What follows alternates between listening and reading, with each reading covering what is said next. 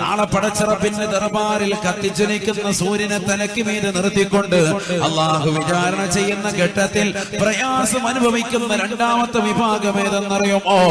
അൽ മന്നാൻ.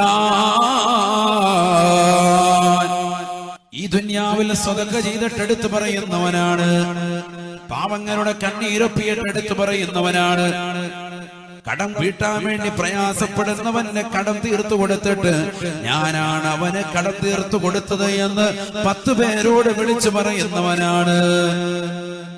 ഞാൻ ചെയ്ത സദഖകൾ എടുത്തു പറയണേ എന്ന് പറഞ്ഞുകൊണ്ട് ഖാദി ആരോട് നിർബന്ധം ചൊലുത്തുന്നവനാണ്. അഥവാ ജനങ്ങളെ കാണിക്കാൻ വേണ്ടി സദഖ കൊടുക്കുന്നവനെ അൽ മന്നാൻ.